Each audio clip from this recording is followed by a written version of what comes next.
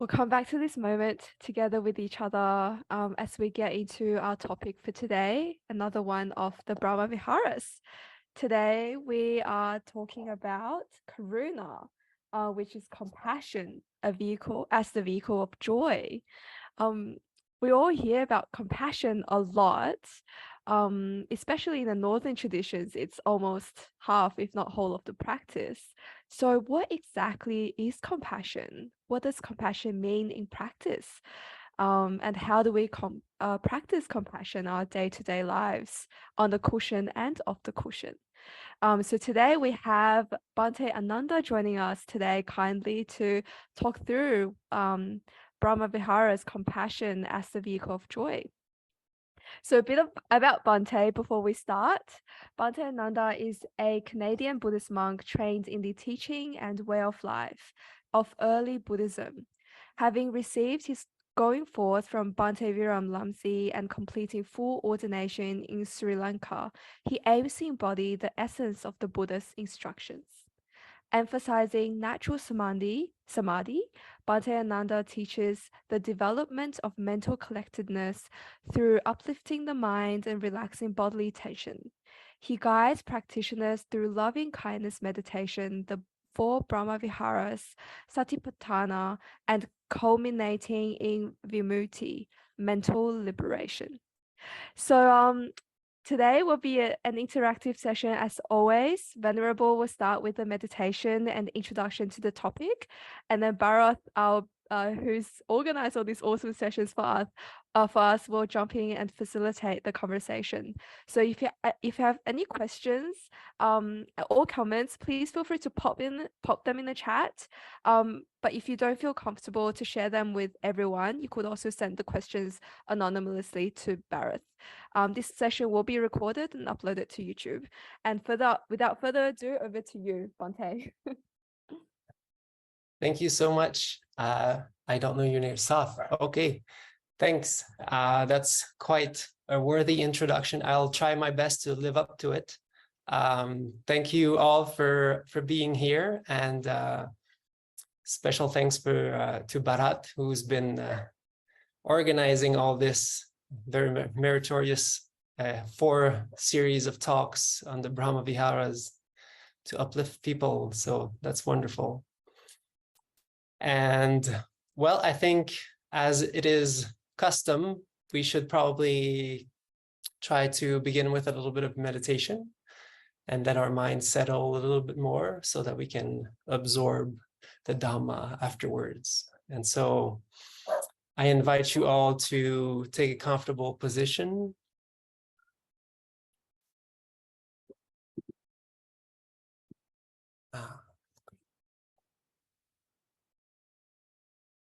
Please take a comfortable position in which you feel at ease and comfortable. There's nothing to be proved by any particular posture, legs crossed or not, in a chair or not. What matters is that you feel comfortable here and now. And just before I keep going for an hour and a half, can everybody hear me okay?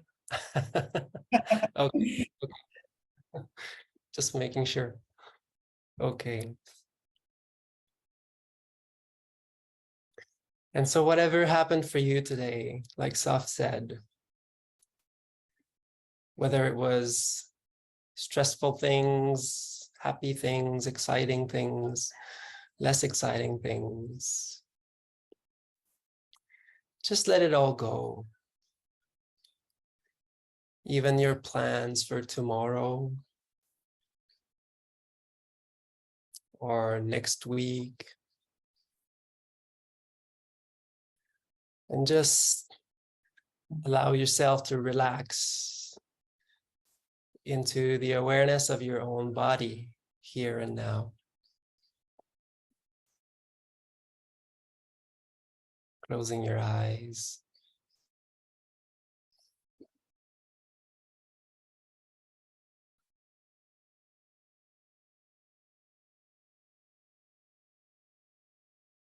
And notice how just doing this feels so good. just to close your eyes, relax, let go of everything else. There's a relief here now.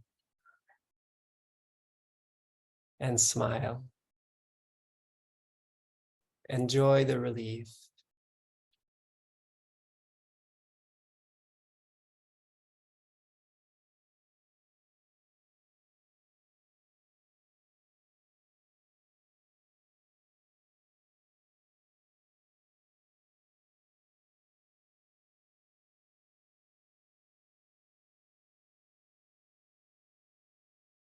Now notice perhaps if there's any tension anywhere in your body, perhaps in your shoulders, around your neck, around your head, perhaps your abdomen, and see if you can loosen that up and soften, relax.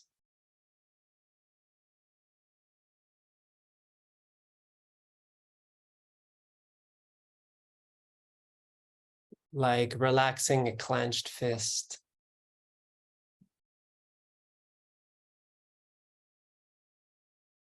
Like putting down something heavy.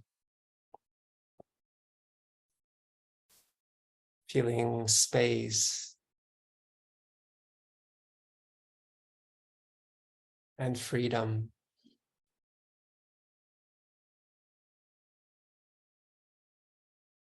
In the body.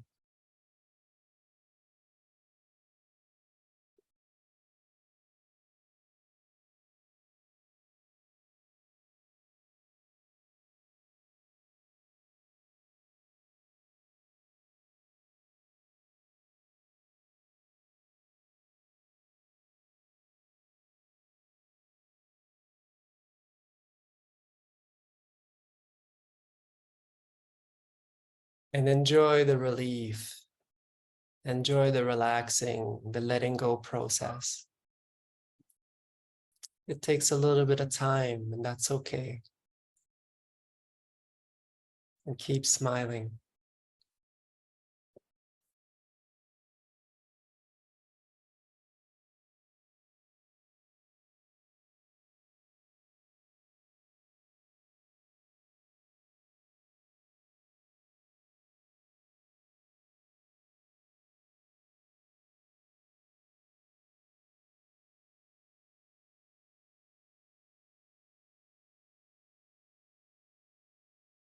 Perhaps you might notice that as the tenser areas of your body start to melt down, to relax, there is a new awareness of the body that feels fresh and emerging.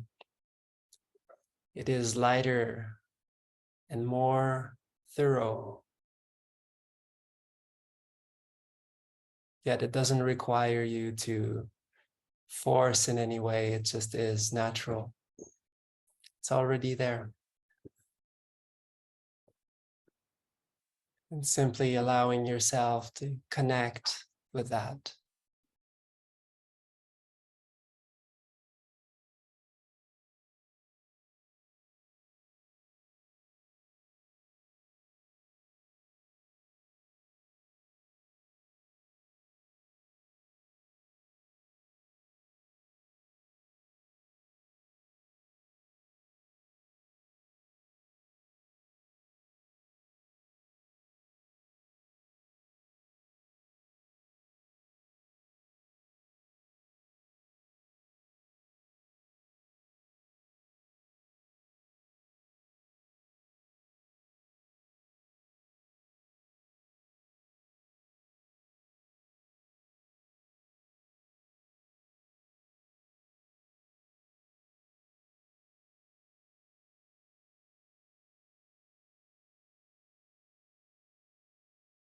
And now, whenever you feel like you've relaxed, you've calmed down, remember a time when you were happy.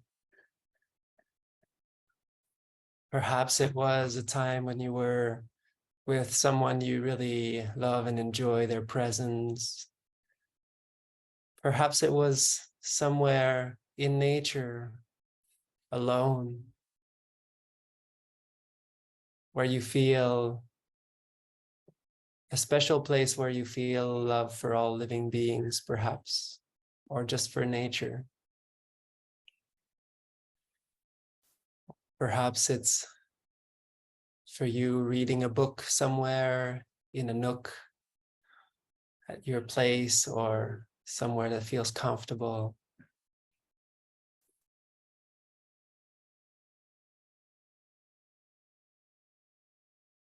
Perhaps it's a walk that you were taking somewhere.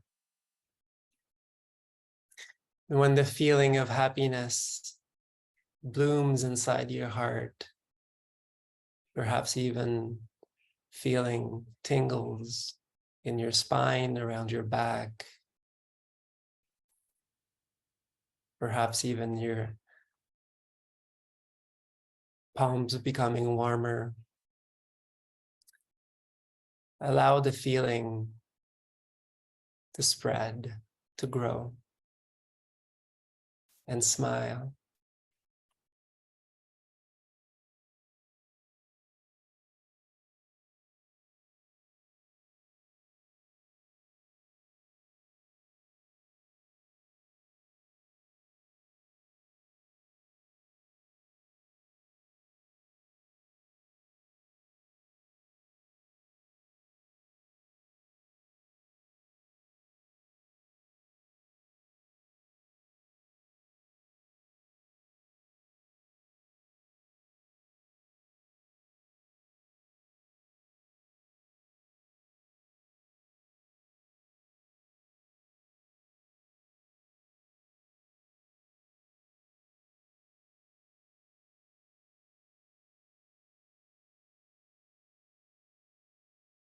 You can help the feeling along by saying things like, may I be peaceful and calm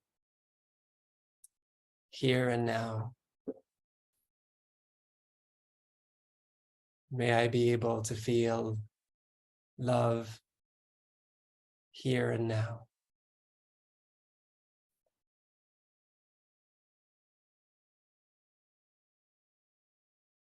And really feeling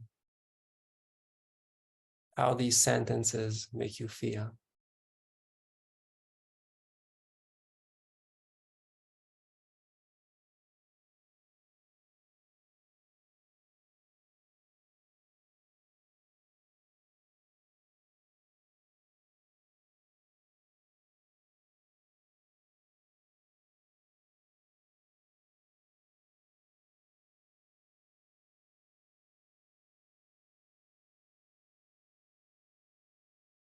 Just like playing guitar, we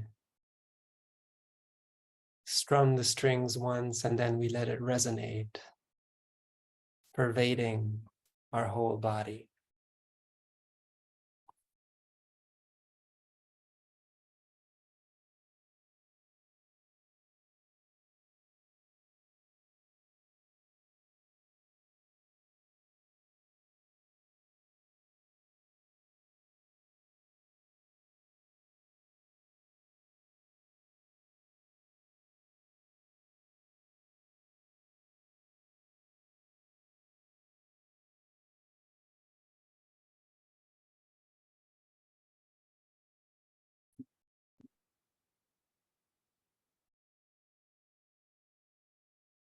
And allowing the happy feeling, the warm, glowing feeling to drift towards more and more a feeling of loving kindness, of metta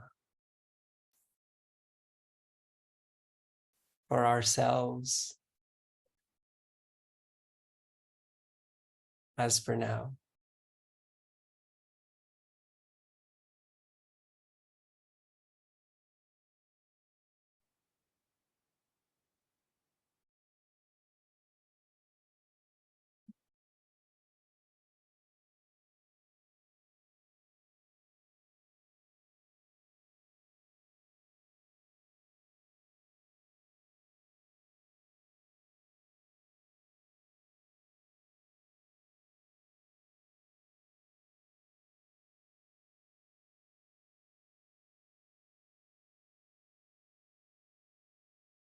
May I be peaceful and calm.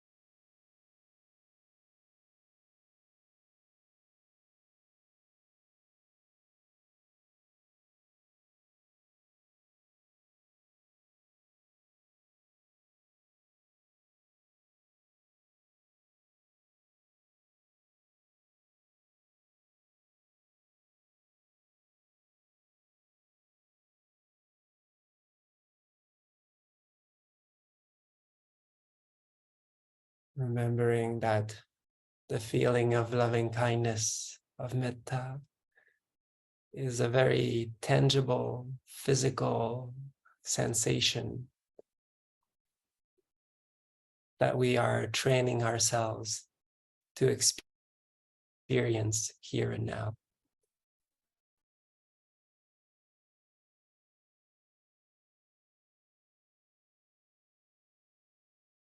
It is this radiant,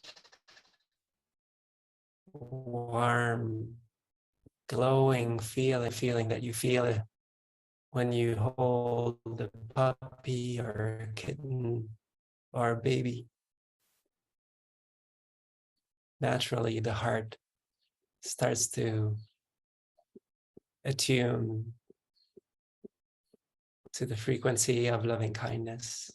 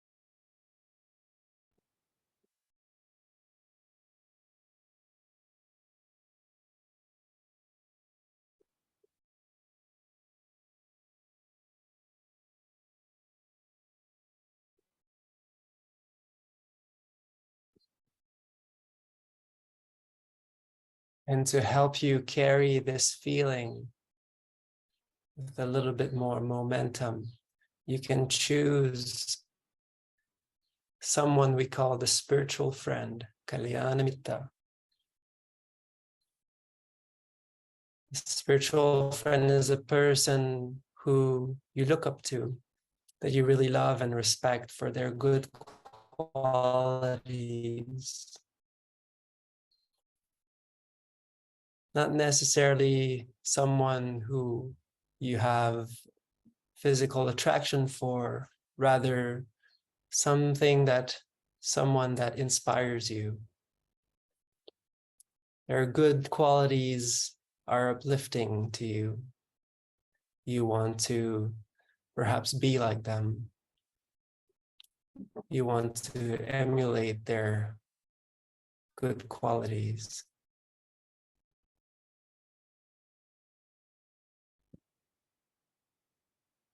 A person for whom you have loving kindness flowing easily for.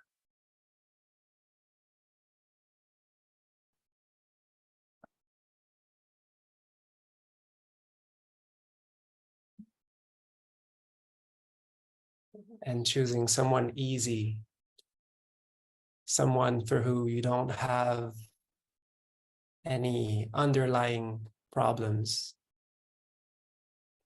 That'll be easier.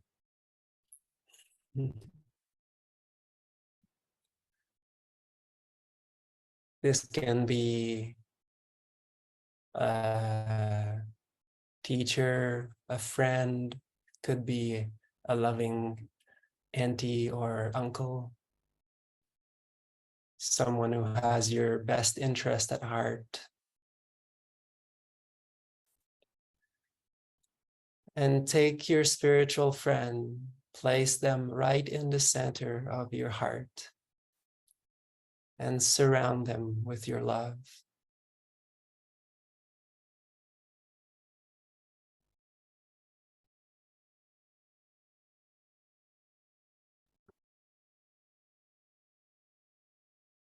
Cradle them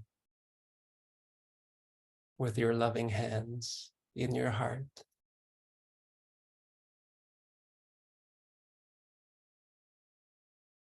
Now may you be happy. May you always receive everything that you ever need in life. May you always be well. May you always be loved.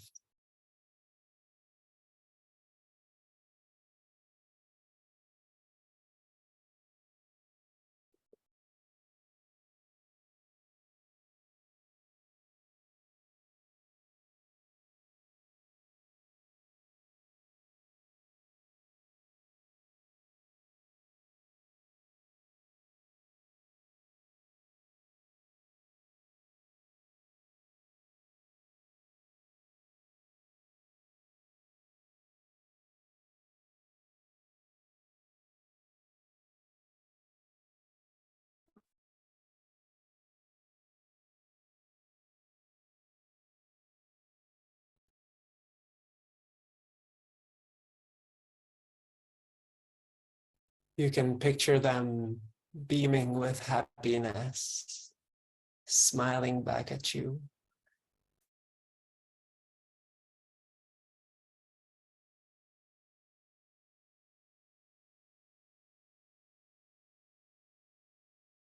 Perhaps doing something that they really enjoy doing, or that you both really enjoy doing.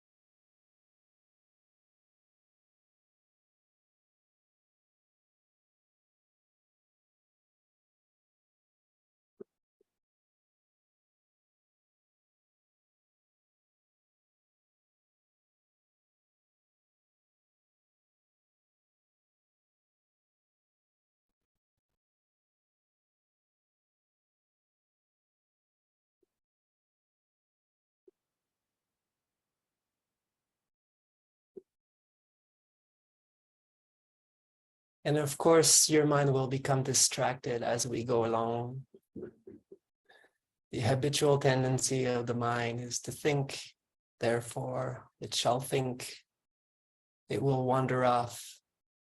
We'll start navigating ideas and future plans and what happened with this person or that person. And this is our opportunity, our chance to develop discernment, wisdom, panya.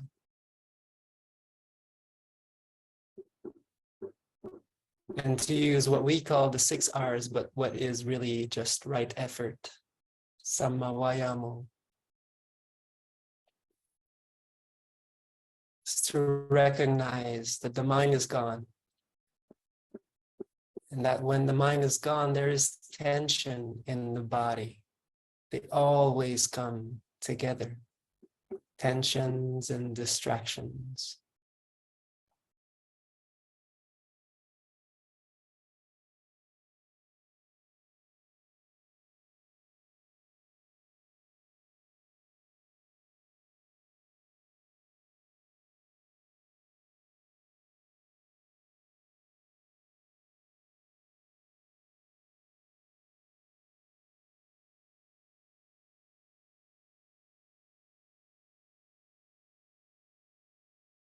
It's like the 6 hours are paused.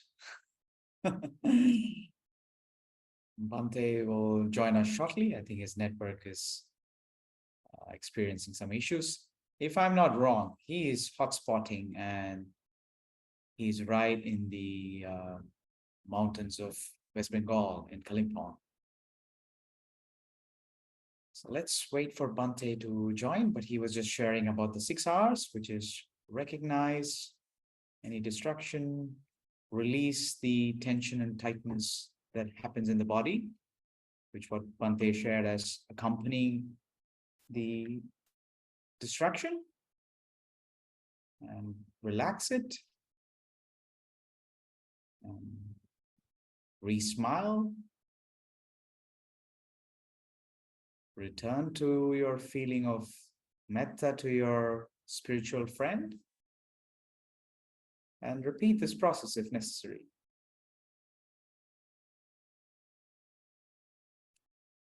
That's the 6 hours. It's really a tool for us to practice right effort, sama vayamo, as Bhante shared. So right effort has 4 parts. We release the attention on the hindrance. That's one part. We stop it from coming in the future. That's the second part. And we bring up something wholesome. That's the third part. And we sustain that. It's just a very nice way to practice right effort. And it can be done off the cushion as well. And that's what the last speaker shared about the 7 hours. He just introduced reflect and respond instead of re-smile, which is a very simple thing that we do when we are on the cushion. So whether we are on the cushion or off the cushion, the intention is to practice right effort in whatever we are doing.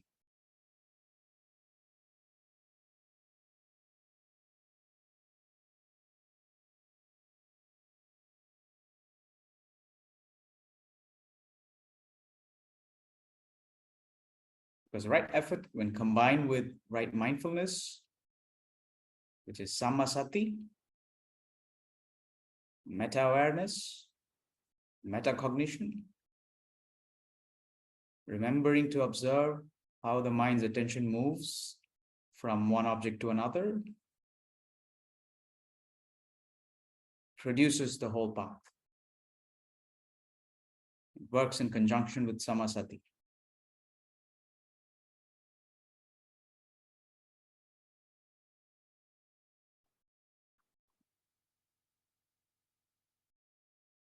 So as you're keeping your attention on your spiritual friend, radiating metta to the spiritual friend, keep your mind light. Let it rest on the feeling of loving kindness.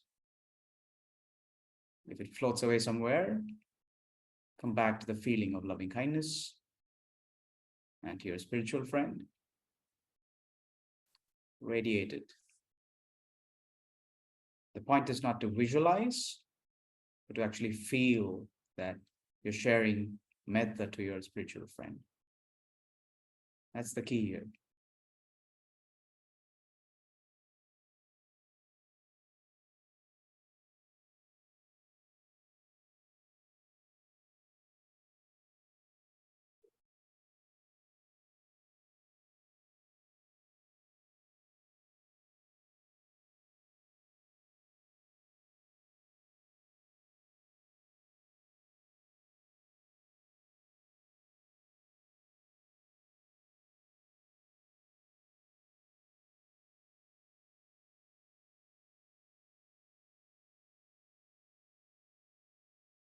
The tension and tightness usually manifests as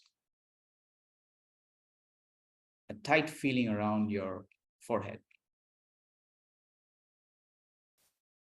If you can sense that, that's a good indicator that there's a distraction.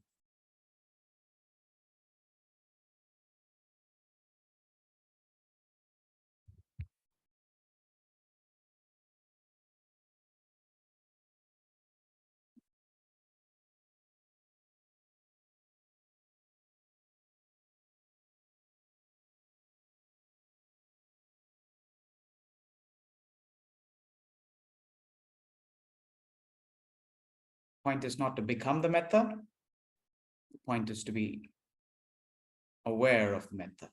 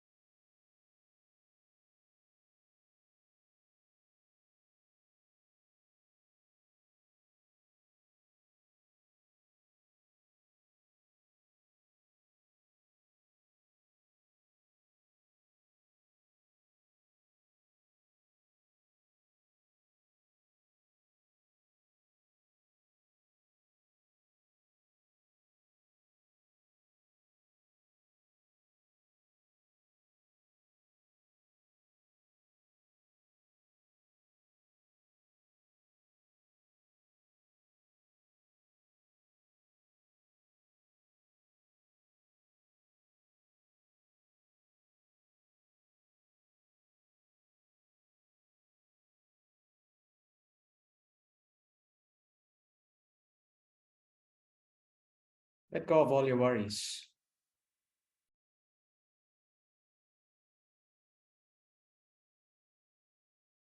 There might be subtle tension and tightness as we plan for the future or regret about the past.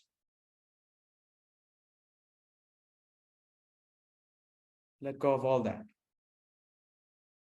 All of that is background distraction. Make an effort to let go of all that using the 6 R's, if necessary.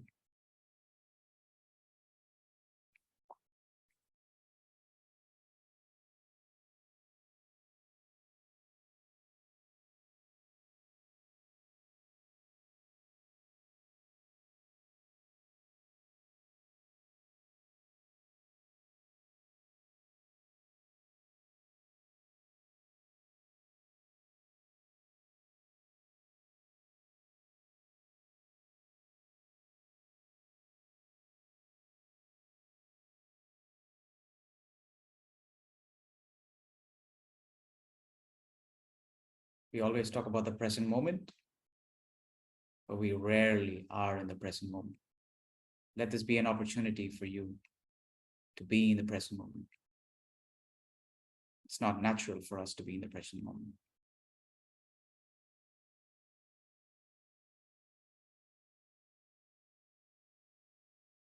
So our minds are either too tight or too loose, either restless or having sloth and torpor. In between these two extremes is right effort. Just enough effort.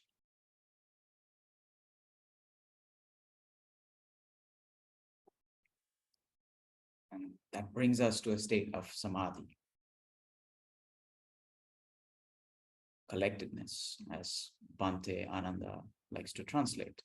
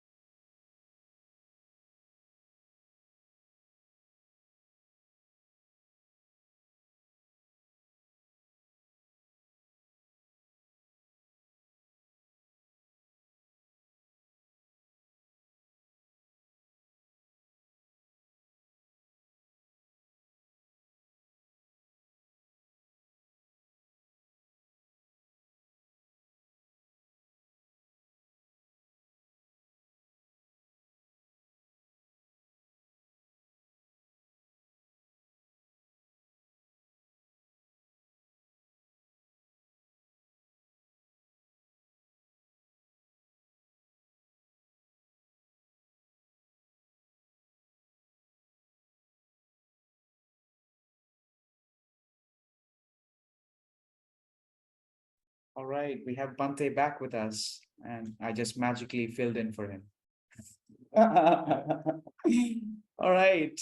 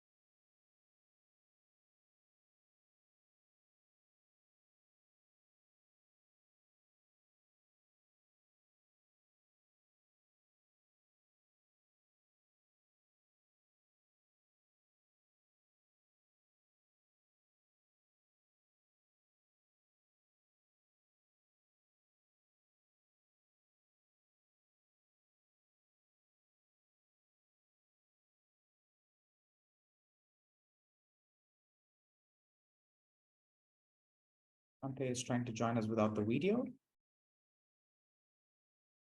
Let's give him a few moments.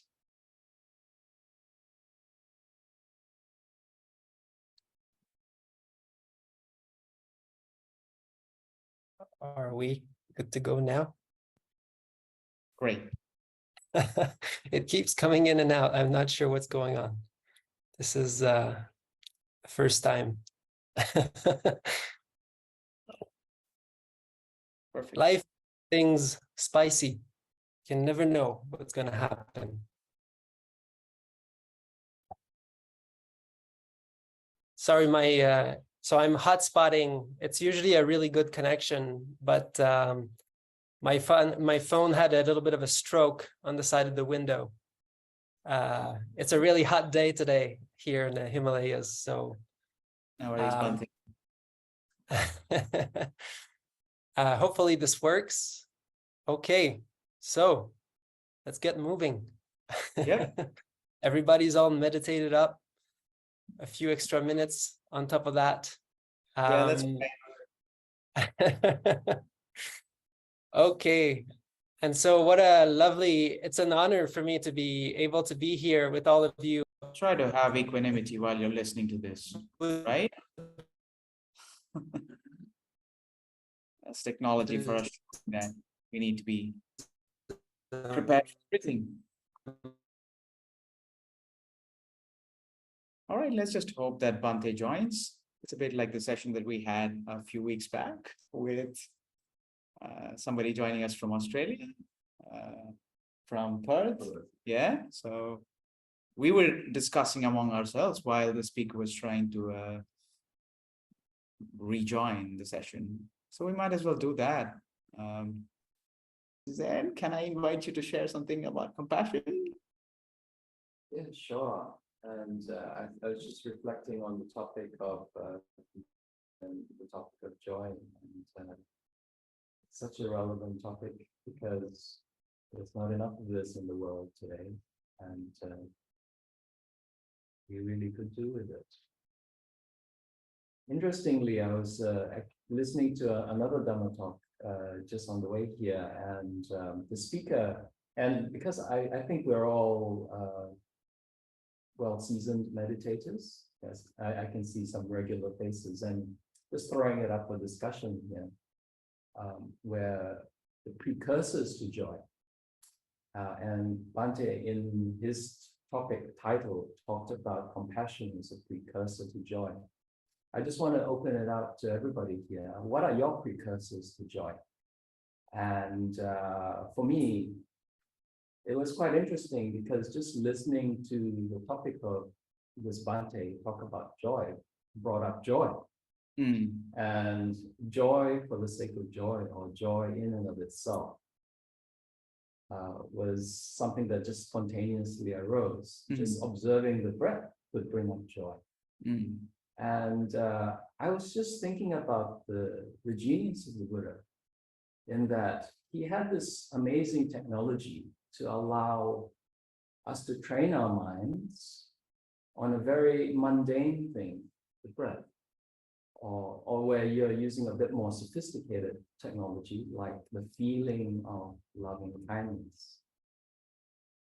And this monk was talking about, it's not about the object. He said it's actually about the direction of your mind to be cleared from the hindrances, to be cleared from the defilements. So using the object of meditation to stimulate your right effort. And I think you were alluding to it earlier on, the effort to prevent what is unwholesome from arising, to stop what is already arisen that is unwholesome, to let go, and to bring into existence thing that is wholesome, so the feeling of loving kindness that has arisen, you maintain, and then for what has not yet arisen that is wholesome, you try to bring up. And I think the object can be varied.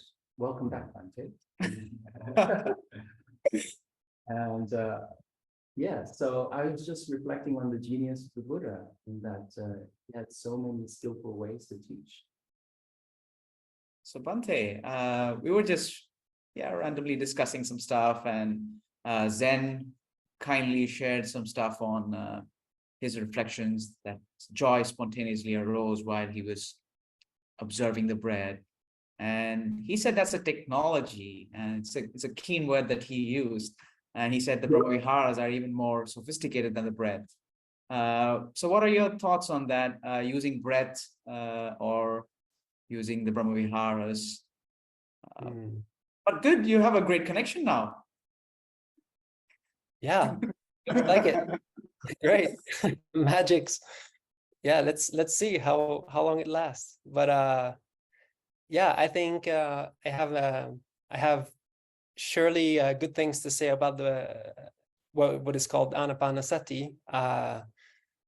Just the fact of going through thoughts so quickly. I mean, the Buddha himself said that this kind of meditation was very effective at moving away from thinking and thoughts and restlessness.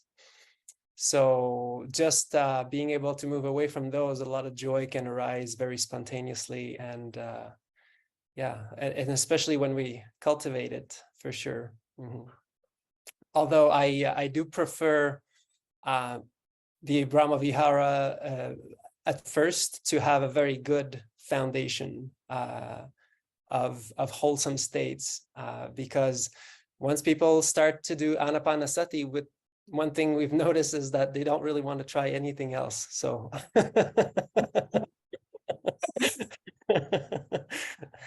which is not a bad thing, but it's really helpful to have the Brahmaviharas as a base first. I call it the highway. And then you know, what we practice as the 6 R's, we call it the 6 R's, but really it was taken from the Ānāpānasati. So basically we are, in one way or another, we are cultivating Ānāpāna, or the relaxed step, which is found in the Satipatthana Sutta and also in the Ānāpānasati. So that relaxed step is very important. I don't want to, I'm not too sure. I could talk for a long time on this topic, but. Thank you for that. Can we revert back to the topic of the discussion today, which is Karuna as the vehicle of joy? Yes. So thank you, by the way, for this title, because it got me thinking.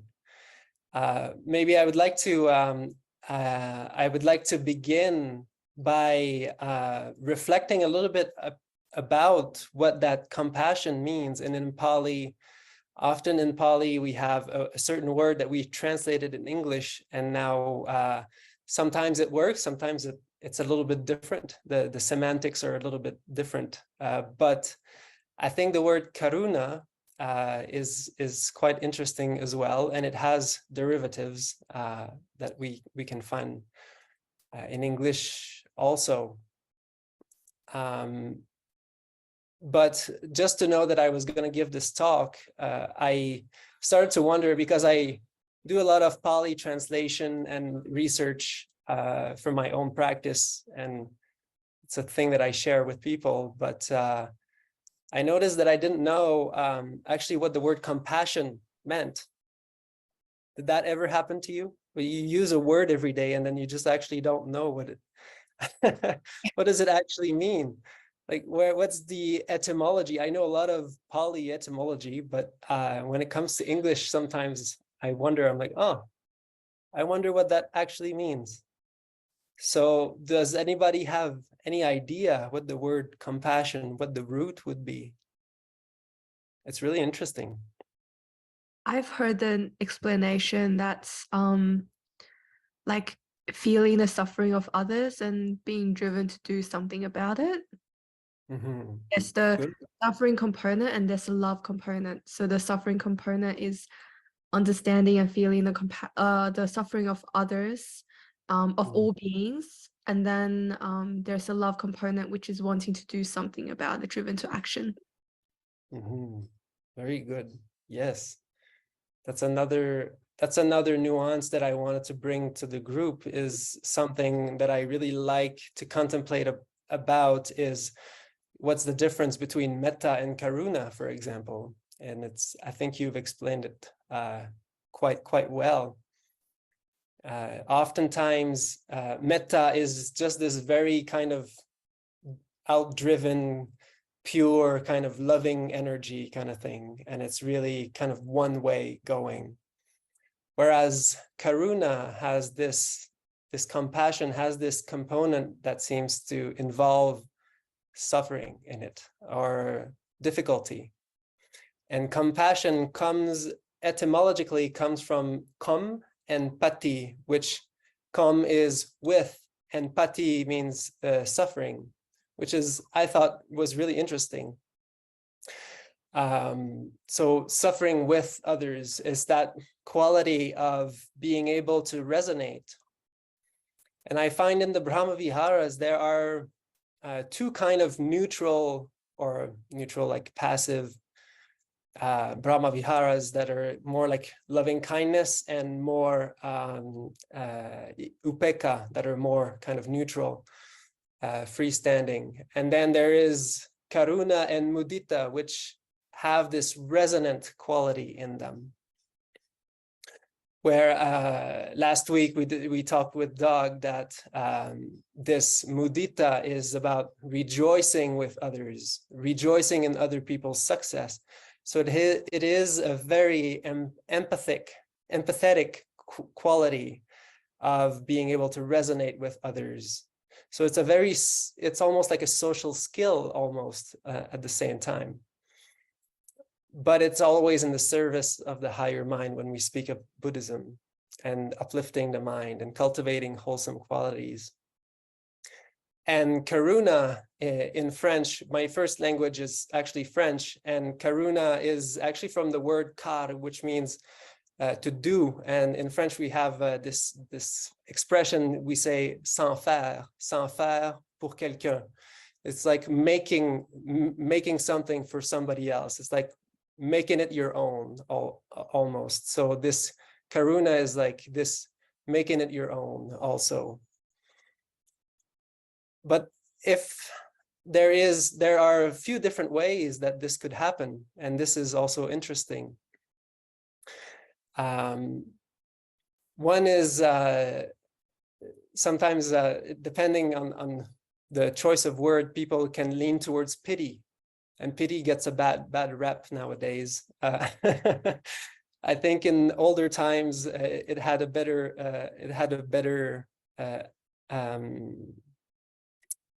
outlook on things, but nowadays it's more like, oh, poor thing, and kind of bringing the mind down almost a little bit. No, I don't mean PT, the enlightenment factor. I mean, I mean pity.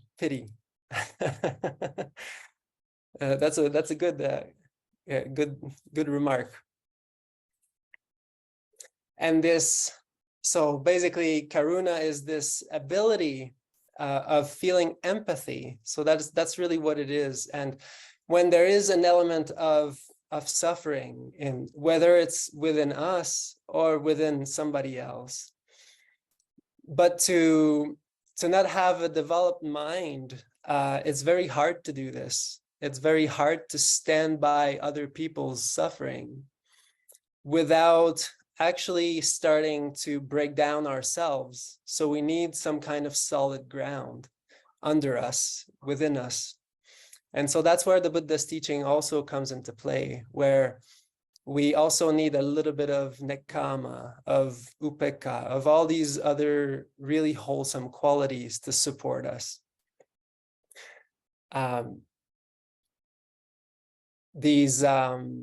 I used to, like I said in the guided meditation, I used to be a musician. I used to play guitar quite a lot. And one of the things that you know is that with all musical instruments, or I wouldn't say all, but almost all of them, have a resonance box. And that resonance box is very thin on the outside, and it's delicate, yet it's very strong and resonant, and it can kind of amplify the sound. But if we stuff towels and all kinds of things and water and cake and all of these things inside the resonance box, it's not going to sound very nice. It's not going to sound really nice at all. But when this resonance box is empty, is void of all kind of unwholesome qualities, and this is where I arch back to the Buddha's teaching, is all these unwholesome qualities that are filled with kind of like a selfish tone to them, with doing things for ourselves. And we're not very resonant then. Our ability to resonate with others is impeded. It's difficult to resonate and to connect with others when all we do is just for ourselves. And so this Karuna is also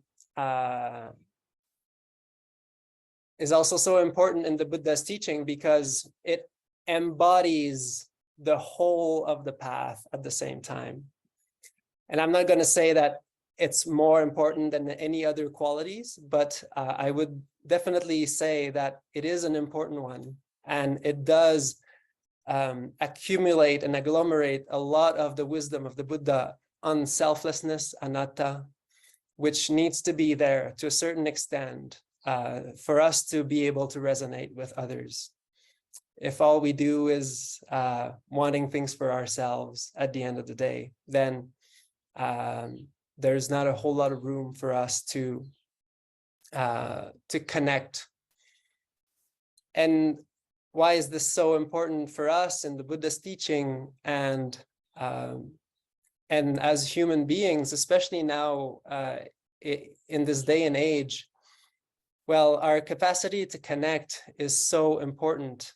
Our capacity to connect is what makes us human. The Dalai Lama often talks about this quality of compassion as being like the mother quality of the mother that actually cares for her child, that actually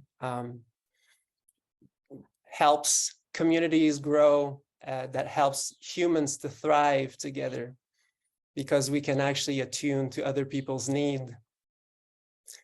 Sometimes that's something that I like to do personally. It's got nothing to do with meditation. Well, I guess it's a little bit connected, but I know my mom lives by herself, and she's doing very good by herself. She's a champ at reading books and really doing everything she needs to do. But I know that once in a while she likes to empty her bucket, and she likes to talk about her things that she's been keeping inside. And so once in a while, I'll call her and say, so Mom, how's it going? What about you just tell me everything? And right away, it's funny because she's kind of been waiting for it. And as Buddhist practitioners, I feel it's meditation is the well that we go to kind of soak in what we need and let go what we need to let go as for ourselves. And then by doing this, we allow ourselves to be empty and clear inside of us, and there's space for others also. And when there is space within ourselves, then there is space for others, and we can actually spare some time. We can actually spare some time in just listening. So much of today's problems originate because there's no more space in people's mind. There's a sense of enclosure and not being included. And sometimes just listening, just giving ear to someone is a huge difference in their lives, because we are very fortunate. We know how to meditate, perhaps, and we know how to not keep things on us and let go and move on. But not everybody's that fortunate. So it's also good to practice our generosity. I thought this was a kind of a good mundane why is compassion so important nowadays. I'll try to find balance with my little table here. Okay, good. Welcome back, Bhante. Welcome back, Bhante. So we'll have that right at the end, yeah, with Bhante. I was going to open it up to perhaps comments, or if people had questions on anything that I just said, because I'm about to change a little bit direction. All right, guys, if you have any questions, feel free to pop in the chat or open up your mic and speak up.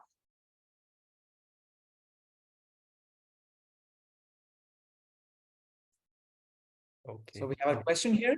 Bhante, curious about balancing compassion with other practices to not be overwhelmed. Perhaps she means not being overwhelmed by the suffering of others. Mm-hmm. Yeah.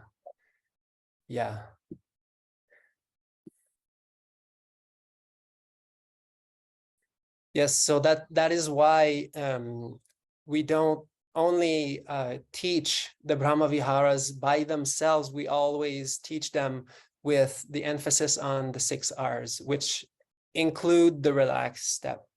So there's a component of letting go at the same time that supports each of the Brahmaviharas, not only compassion, yes, but all of them at the same time. Because, for example, metta, like Kong was saying in the first talk, he explained in a very excellent sutta what the limit of each of the Brahmaviharas were. And so obviously there's more to that sutta, but the metta can only go to a certain place, but also because it can be too agitated, for example, or it can be too strong. And then it has to be balanced with some kind of letting go, some relaxing. Then Karuna is a little bit similar. It can be the suffering of others, or it can be too overwhelming. So we need that capacity of letting go.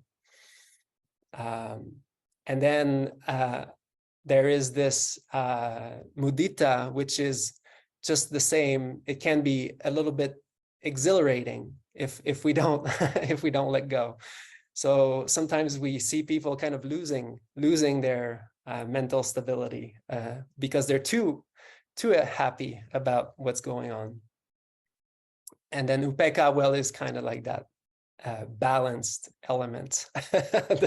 There's no Upekkha will be the topic of next week, but Upekkha is very special in its own way as well, because it needs Upekkha is very finicky, it's very tricky, and I will be talking about it more next time, because it needs a lot of wholesome development under it to support it, so that we don't get confused with experiencing indifference instead of a balanced mind that comes from wisdom. So that's a very common trap that people can fall into in Upekkha.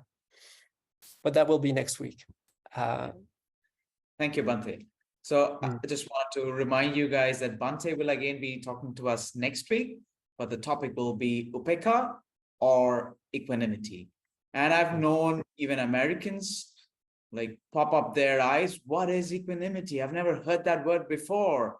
It just means balance, right? Bhante, we have a question in the chat. Somebody's asking, a mom usually knows how to press the right buttons at the right time to trigger and all that. So what are some tips to tackle moms? Yes. Yeah. Well, it's just like it's just a bit like everybody, but moms are they don't have. I mean, they're just really closer to us than what we. That's why the trigger is exponential. But I don't think it's a special thing that they're doing, or it's just that basically, if someone is triggering you in the wrong way, pushing your wrong buttons, well, first of all, it's within you, and that's the first thing to see, and to see that whatever what other people could say, that's a reflection I have very often when something doesn't go my way, or somebody says something not really nice. Often people to come to say these things to you, they have to be not in a very good place themselves. And so whenever I turn my perspective around and I start to see, wait, actually these people are not doing well right now, because either they're jealous, either they're angry, either they're resentful, they're holding a grudge or something like that, or they're just retaliating, whatever it is, it's not coming from a happy place within them. And so by feeling this, by seeing it in that way, then it's much easier to have that compassion flowing out very, very quickly. Compassion for all moms. Yes, compassion for all moms. Yes, yes. Very good. Bhante, I had a passing thought. Has the Buddha mentioned anywhere that moms, when they scold their children, they don't actually mean to scold their children? It's just that the words that are coming out are trying to protect the child in some way. It's just that they're overly involved and invested in the child, that it comes out in that way. I don't really remember the sutta or anything like that, but I do have a very vague memory of the Buddha mentioning something along those lines. Yes, I'm not sure if I could pull an actual sutta out of this, but it does seem familiar to me as well. I would say this is kind of tricky, because we don't want to take that and make that into a general formula to say that, like a blanket excuse across the board to say, like, you can just say everything that you want and say that you just cared for the other person. I've heard that before, and it in some cases it does. For a young child, I mean, they really do need the attention of their parents to survive even. So it's really amazing, parenthood is just, anybody here has kids, just by raising your hands, or Or have you ever taken care of, okay, good. Have you ever taken care of kids that are maybe less than 6 years old? Yes, oh, good, good. So it'll take all of your attention. And you can't just let them, without attention for 5 seconds. It's one thing that you learn, like it takes a few seconds for them to just like go trip in the puddle, or like end up in the pool somewhere, or it's amazing. So they really need that strongly. So of course, sometimes mothers are like really, they have to be always very near and attentive. Ideally, I think I've seen very, very skillful and wise parents never really raising their voice, or just really using intelligence with the kids to kind of reason their way through life. And that was quite beautiful to see, instead of just shouting something, which sometimes it does work. It's not that it doesn't work, but I'm trying to give a skillful alternative to the yes. And so always maintaining compassion in the heart, for sure, will, especially with kids. Thank you so much for that answer, Bhante. If there are no more follow-up questions, can we move on to your next topic, Bhante? Yeah, and I just wanted to say that, in fact, it's funny because we don't want to pour concrete into these terms that we're using, like metta and karuna. In my translation work of the suttas, I've come upon many instances where the Buddha actually uses these two terms, karuna and metta, alternatively, interchangeably. And so these states are very, very, very close. I'm not trying to kind of making very clear delineations between them. But yeah, so I think, having spoken about what is compassion a little bit more, looking at the etymology, to suffer with someone, to be able to uphold that space still, without letting go into darker states with them, and that's quite a success in itself. And this requires a little bit of training and knowing why it's so important in the Buddha's teaching. And as we discovered last talk with Doug, when he asked, what are the salient features of the Buddha's teaching? And most people agreed that the Four Noble Truths, the Eightfold Path, letting go, things like that, were quite central, probably the central pillar. And the connection to Buddhism, or the Buddha's teaching with compassion is quite strong, because obviously it is connected to wisdom. And so the deeper we are going to go into the Buddha's teaching, the more we will start to see how we create our own problems, our own suffering, our own dukkha. And therefore, we will see that in others as well. Of course, when we start developing our minds, we start to see this quite clearly. And to understand the Brahmaviharas, including the compassion, I think it's really essential to understand what is the Buddha's teaching, because we cannot speak of these things properly if we don't have a very clear understanding of what the Buddha's teaching is.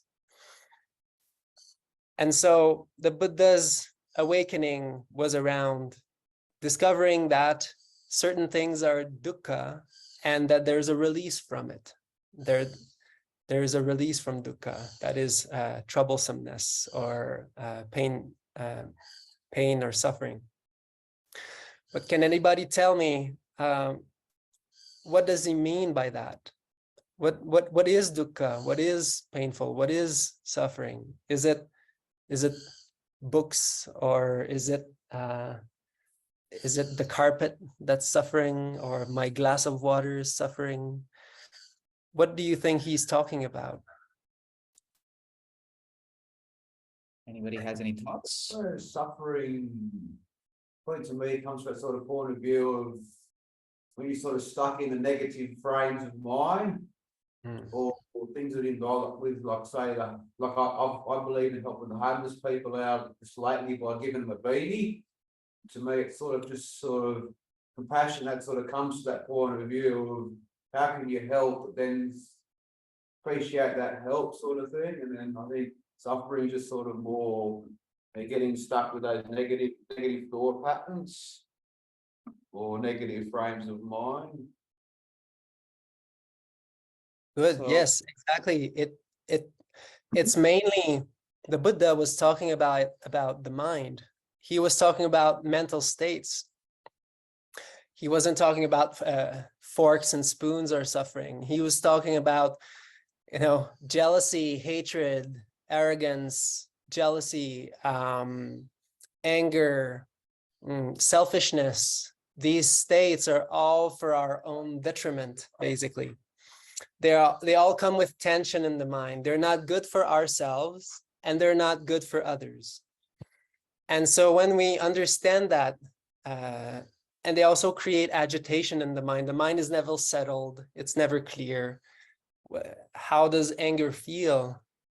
It's just this constant boiling, churning inside, that little tinge that you're just like, it feels good at first, but then it just ruins relationships. And then you feel like saying something back. And then this is the beginning of the end. Well, all of these unwholesome states are detrimental for us, but there is a way out.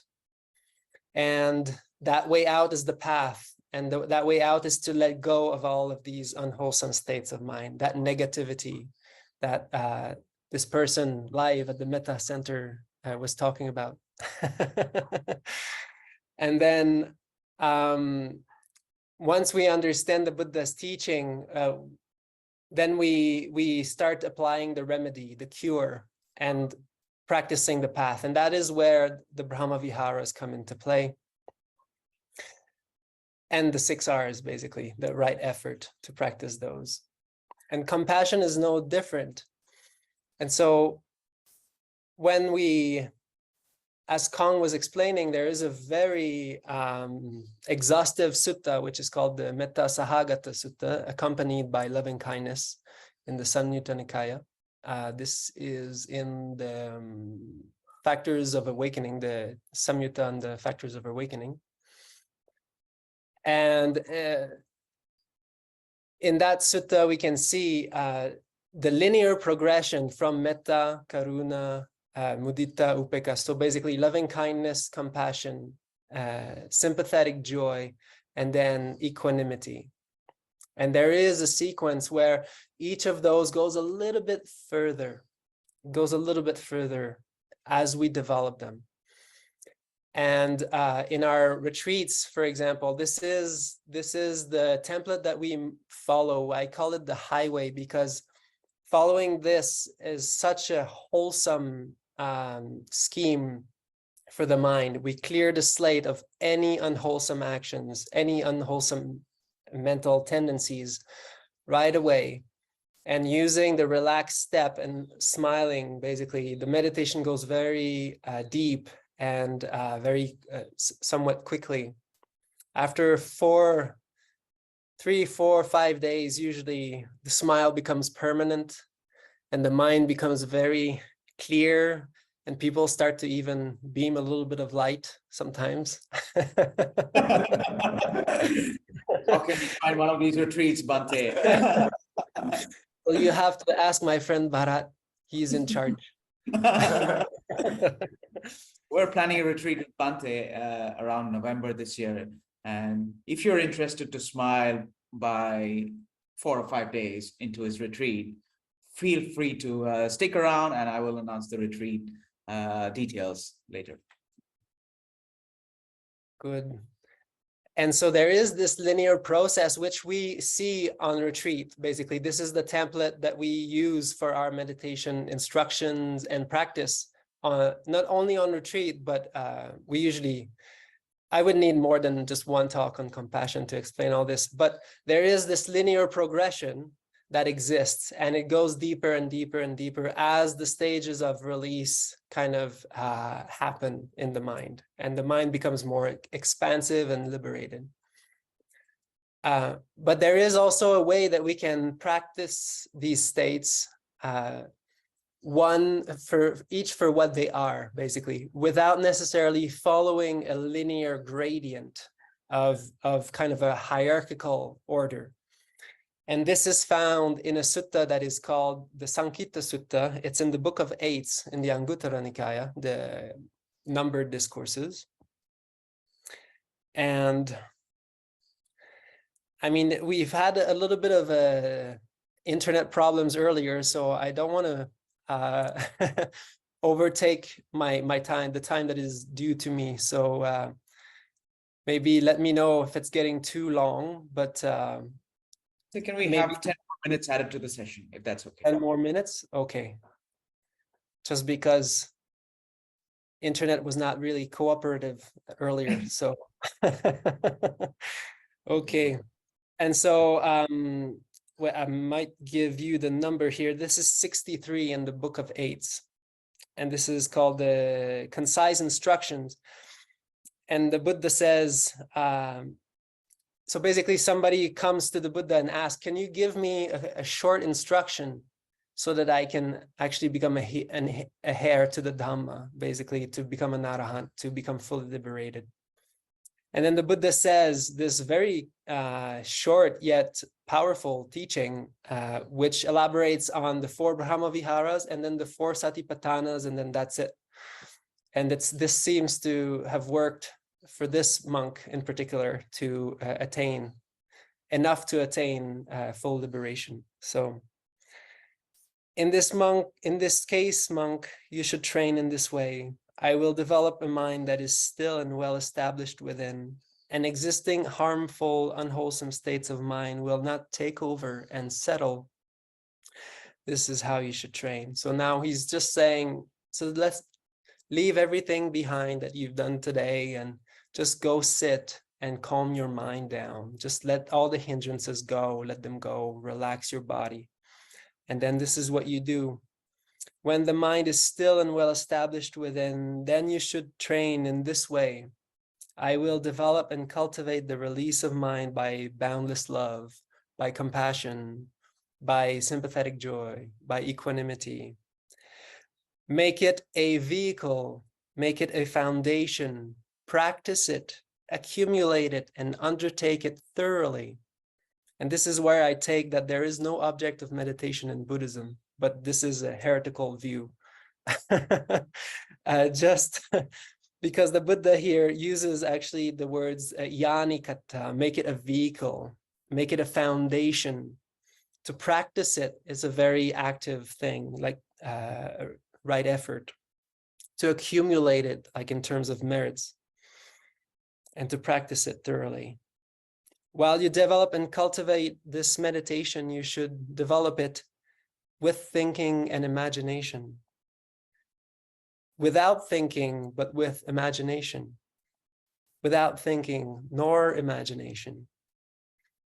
With joy, then beyond joy, with constant delight, and then with constant calm. He says that about each of the Brahmaviharas individually, without a particular order to them. And then he says the same thing about each of the 4 foundations of mindfulness, which is body as body, sensations as sensations, mind as mind, and Dhamma principles as Dhamma principles. And once somebody goes through these 8 kinds of meditation, then this monk actually broke through to full awakening. We can probably suspect that he knew a little bit more than just this. But I just really love this sutta because it's clear, it's concise, it's to the point. It includes the 4 Brahmaviharas and it includes the 4 Satipatthanas, which are so central to our practice. And so I like to give this dual perspective on there is a linear kind of hierarchical order in which we can go deeper and cultivate each of these stages as we see on the retreat. But there's also a way that you can take each of these and practice them for what they are. And then you can practice them with the eightfold path at the level of intention, at the level of speech, at the level of your actions, and at the level of your livelihood. So basically, developing the mind, sitting on the cushion every day, developing your intention. So that's really at the root of the mind. That is developing that compassion. How does it feel? You can remember, you can develop it with thinking and imagination. Remember a time when you helped someone that was in need. When that feeling arises, you can cherish it, nourish it, allow it to bubble up and feed it. And then go beyond that and just stay with the feeling, how it feels, but without the thinking and imagining, with the joy. And then going beyond joy if you can, as the mind becomes more settled. And so compassion as the vehicle of joy, well, all of the Brahmaviharas have this component of piti in them. Piti is an enlightenment factor. This joy is very essential to uplift the mind. And this is another thing that I wanted to touch upon, but we're running out of time. But if you want to know more, just come on retreat. And we read that sequence every morning, how the mind gets uplifted by joy and letting go. And this is how samadhi is actually attained in the words of the Buddha himself. And each of the Brahmaviharas have this component of uplifting the mind. And compassion, even though there is a tinge of suffering, there is a tinge of difficulty in the experience, it allows us to create this vehicle to move through this suffering with a certain amount of mental uplift and wholesomeness in the mind still, without losing our centeredness, without being shaken. And we can be a refuge for other beings that are going through that suffering.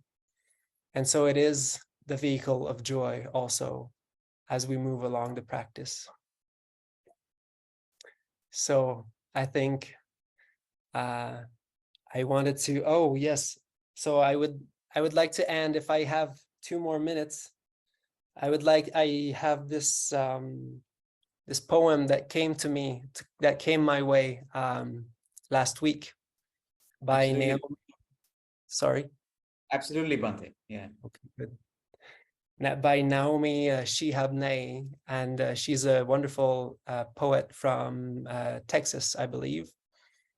And just out of the blue, I never heard this poem before. And a week ago, as I was starting to prepare for this talk a little bit, here it came. So here for you. So it's called Kindness, but obviously you'll see here the correlation. Before you know what kindness really is, you must lose things. Feel the future dissolve in a moment, like salt in a weakened broth. What you held in your hand, what you counted and carefully saved. All this must go so you know how desolate the landscape can be between the regions of kindness. Before you learn the tender gravity of kindness, you must travel where the Indian in a white poncho lies dead by the side of the road. You must see how this could be you, how he too was someone who journeyed through the night with plans and the simple breath that kept him alive. Before you know kindness as the deepest thing inside, you must know sorrow as the other deepest thing You must wake up with sorrow. You must speak to it till your voice catches the thread of all sorrows, and you see the size of the cloth. Then it is only kindness that makes sense anymore. Only kindness that ties your shoes and sends you out into the day to gaze at bread. Only kindness that raises its head from the crowd of the world to say, "It is I you have been looking for," and then goes with you everywhere, like a shadow or a friend. So thank you, everybody. It was a pleasure to be with you all. Wow. That was an amazing poem, Bhante. There are a couple of comments here which I'd like to point out.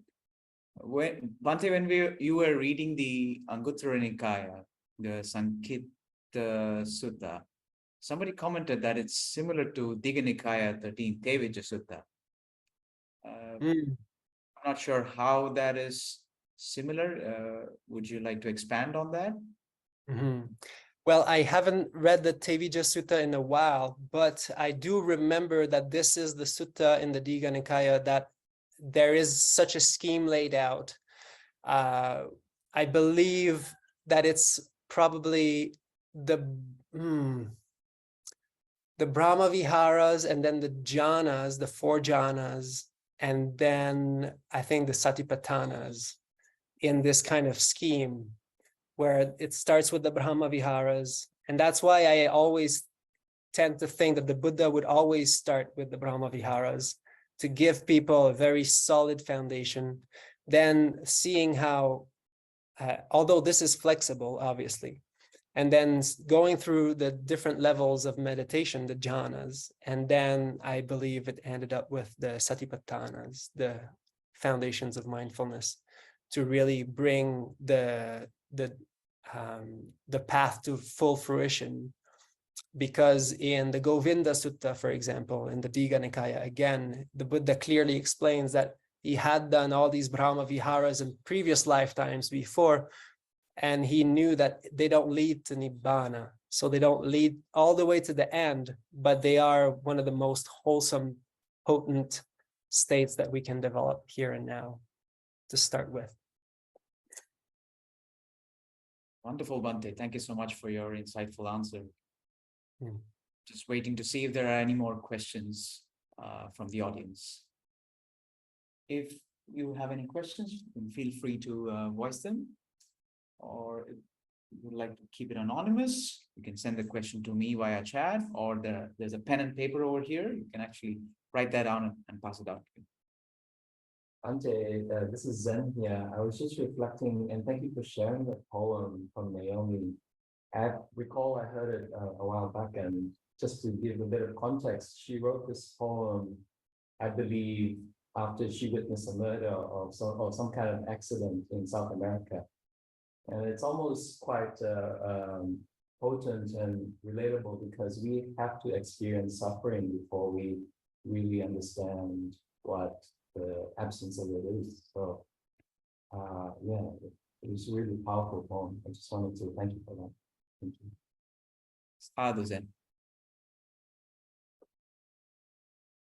She said that I was listening a little bit to her explaining the poem, because it talks about this Indian lying dead on the side of the road in a poncho, and it was her honeymoon with her husband in South America, and they had been robbed of everything that they had, and they were left with absolutely nothing, and they were traveling, and they had to figure out, you know, what. And so that's exactly what she's talking about. You have to lose everything, like everything that you carefully planned and saved. And then seeing this, they were probably going through poorer countries, yes, where seeing a dead person on the side of the road is still possible in some ways. And seeing all of this, and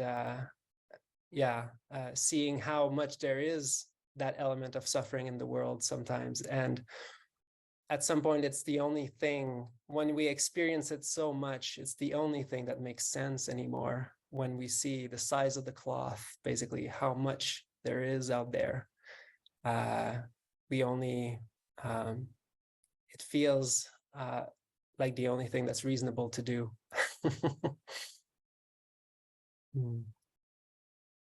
Thank you very much, Bhante. Well, thank you, Zen, for the comment. Bhante, can we close the session with sharing of merits?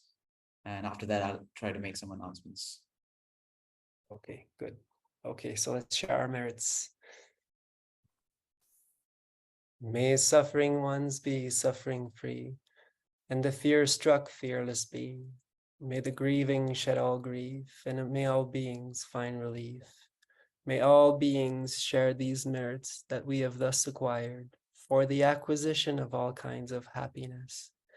May beings inhabiting space and earth, devas and nagas of mighty powers, share these merits of ours. May they long protect the Buddha's dispensation. Sadhu, sadhu, sadhu. Thank you so much, Bhante. That was a very insightful talk, and I can see that people here are very inspired by what you said, despite the internet connections trying to interrupt us. It's Mara trying to interrupt us. Not the first time. And not the last time, perhaps. Good. Bhante, Should may I stick around for the announcements, or? Yeah, okay. Yeah. Bhante, may I announce the retreat that we have planned with you and Venerable Metta Ananda in November? For everybody who has joined online, we would like to bring this opportunity to you in Sydney, in the Blue Mountains, at the Karuna Center. We will be having a 9-day retreat with Bhante Ananda and Venerable Metta Ananda co-teaching this. The link to the retreat page I will post soon in the chat. I'm not so good like so for Elise, trying to do everything simultaneously, having the links here and then just poof, posting them right there. So give me some time. I'll post the link to that in the chat. And here we have Zen helping me out, my Kalyana Mitta, with the link to the retreat page. You can sign up to the retreat if you are free during that time. I understand November can be quite difficult for everybody in Sydney, but it's really close to the end of the year. So think December, don't think November, right?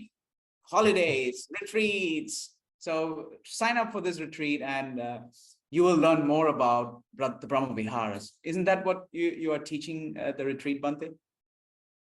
Yes, well, like I explained, we use that linear scheme that goes deeper and deeper through each of the limits of each Brahmaviharas, and then further on to a kind of an advanced Satipatthana practice, which is called, we call it it's basically mind as mind, basically observing still mind, and then as this dissolves further, we experience deeper states. So it's quite it's happy. I don't know a lot of people who don't come out happy. I don't think it's ever happened, or yeah, haven't seen that. But yeah, it's a very happy teaching with the 6 R's and the resmiling step. It's just wonderful to be part of this all the time, but also to see people experiencing just such beauty. That's amazing, Bhante. And with that, I'll make the segue to the other events that we have at the Metta Center. We also have a 1-day retreat at the Karuna Center next month, August 19th and 20th. It's a 1-night stay at the Karuna Center. The link to that, again, you will find it very shortly while my friend is figuring that out, right? And we have the Metta Convention coming the last week of September, from 25th to 1st of October. It's a series of events. On 25th, we have a Buddhist Ball trivia with Bhante Sujato and Ajahn Brahmali battling it out, right? Who gets to know what is there in the suttas. So you can witness all that live if you come to Western Sydney University, Bankstown. That's where all these events are going to be held. And we have an evening with a Buddhist master, Chao Kun Keng, of all people, right? Joining us online and just sharing pure Dhamma, impromptu Dhamma. He doesn't even want to prepare for the talk. And on Wednesday, we have another event, a haiku poetry event. On Thursday, we have another event, which I forgot, but it should be there in the link. On Friday, we are having a community dinner, and the weekend is our blast. It's a 2-day event, a 6-hour blast every day. We have speakers from all around the world joining us over Zoom and also in person. So don't miss all that. September 25th to October 1st, come stay at Bankstown if you can. All right, that's pretty much the announcements. And thank you so much for everyone. We had a very great session today. And thank you, Bhante, again. Our keen respects to you and to the Sangha. Thank you very much. Thank you. Thank you, Bharat. Thank you, everybody. Have Bye, a beautiful evening. Yes, see you next week.